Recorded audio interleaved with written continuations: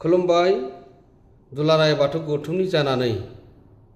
गोथार बाथौ साननि बयनिसिमबो सिबिनाय आरो खुलुमनायखौ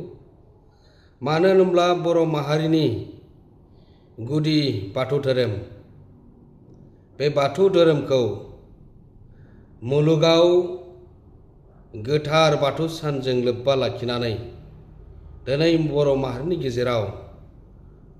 गाजा गोमजायै रंगिना संगिना बाथौ आर'जजों थानसालियाव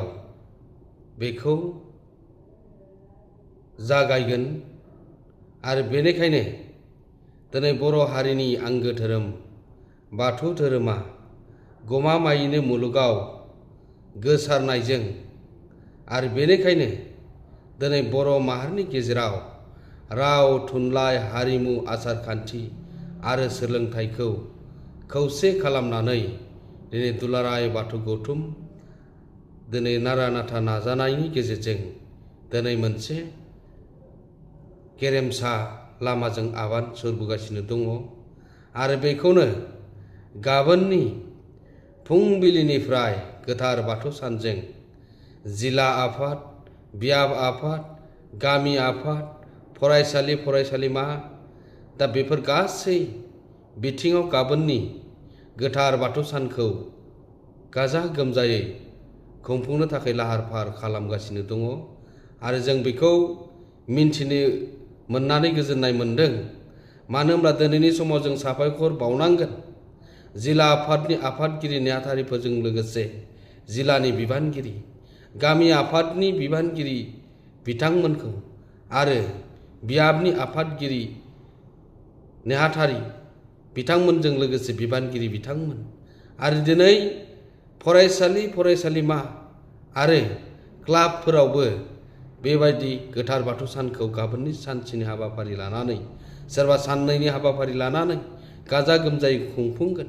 आरो जोंनि गोथार बाथौ थानसालियाव दिनै बे हाबाफारिखौ मोजाङै खुंफुंलांनांगौनि थाखाय आफा बोराइ बाथौनि सेराव आर'ज गाबनायनि हाबाफारि लाफानानै फिरफिला बिरहोनायजों लोगोसे गोथैसि बावनाय बेबायदिनो धोरोमारि सावरायनाय बेबायदिनो जोङो गोबां बिथिङारिखौ जौगा बिथिङारि रांखान्थि बिथिङारि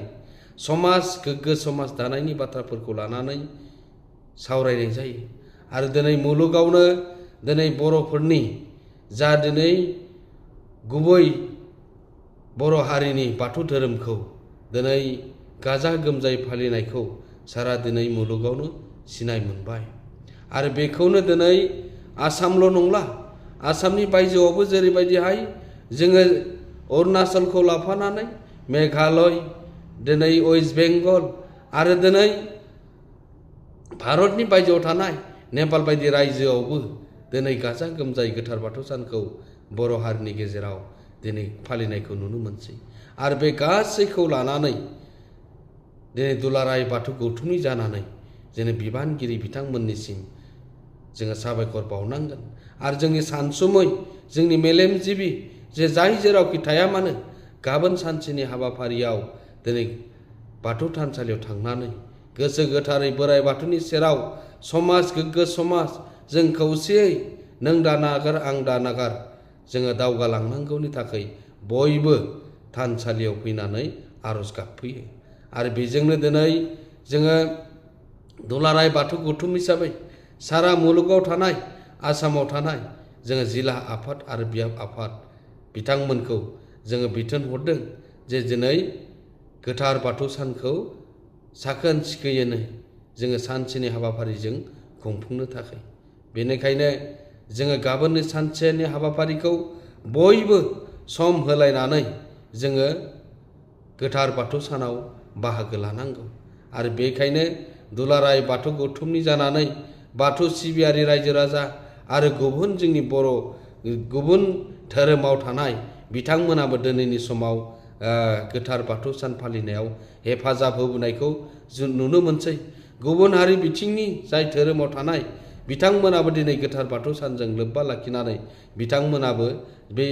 बर' हारिनि गुदि बाथौ धोरोमाव बे फालिथाय फोरबोआव बाहागो लानायखौ जों नुनो मोनसै। बेनिखायनो बिथांमोननिसिमबो दुलाराय बाथौ गौथुमनि जानानै सिबिनाय आरो खुलुमनायखौ बारहरदों। जोङो गाबोननि सानसेनि हाबाफारिया मोजाङै मोजां जाना थांगौनि थाखाय आरो जोंनि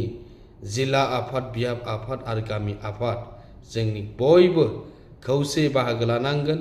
मिरुनि बिबानगिरि, मिरुनि दौरि दौसि, गाहाय गोथारि आरो माइनाव लाइमोन बिथांमोनखौ लाफानानै जोङो गावबा गाव